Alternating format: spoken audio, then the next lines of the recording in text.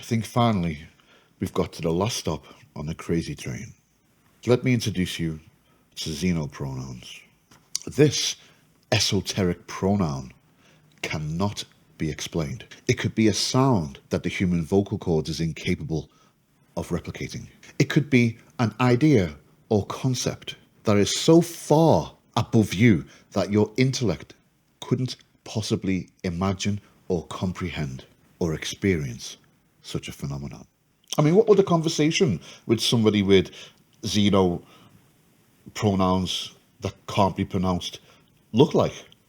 Hey Mark, do want to go to that corn concert on the weekend? I mean, can wear that leather long trench coat, right? It'll look sick. I'll drive, I don't drink, so I can pick. Oh God, I can't communicate anymore. A Xeno pronoun could be extra dimensional and exist only in other realms. Sound a little bit familiar? Yep, you guessed it. A Xeno pronoun could be a demon self, or even more worryingly, a god. Here's how it works. They identify as a god. Now, for you to respectably and correctly address them, you're required to relinquish your religious beliefs, abandon your perception of reality. You must force yourself to blaspheme and address them as God. Do you see how far this has pivoted away from childish fun and entered the realm of endangering one's soul? Would you not think that identifying as a demon opens your soul to demonic entity possession? This gender also allows you to identify as a ghost, a poltergeist, anything trans creepy. I mean, I don't know about you, but are you getting the subtle nutty undertones of Satanism? And the government so far has not only backed but enforced the use of pronouns.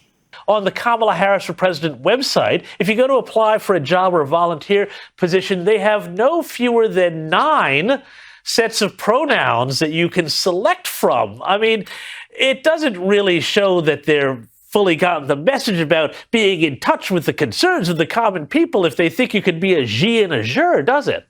I am Kamala Harris. My pronouns are she and her. I am a woman sitting at the table wearing a blue suit.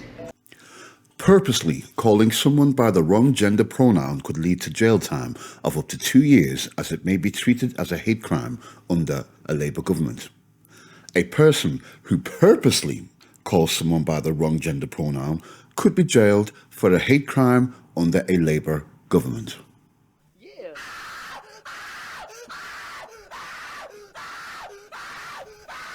Which means it will be further forced onto our young in schools and perfected in the universities, so that there will be very real legal ramifications and cancellations should you not comply. I'm uncomfortable with the co-worker's God-self pronouns, and I'm not sure if I'm allowed to tell people this. There's a co-worker who I found out has God-self pronouns. This co-worker identifies as non-binary and prefers the pronouns God and God-self. This person explained it as a xenogender called God-gender. This person gets very furious if someone doesn't use them, such as when people are talking about this co-worker amongst themselves. I'm just going to come out and say it. This makes me feel really uncomfortable. I'm Muslim, moved to the United States a year ago. So it just feels wrong to me to call a human being a god. At the same time, I've heard that transgender politics are a minefield right now in the United States. I even heard that you could lose your job for refusing to use someone's pronouns. I'm not sure if that's true or not, so I'm not sure what to do. I don't want to make enemies here. I'm just saying it makes me feel really uncomfortable. For Christians and Muslim, the most unforgivable sin is to associate God with someone else, to put somebody else on the same level as God, to identify something or somebody else as God. So for you to call somebody God is the greatest insult, is the greatest sin in many religions.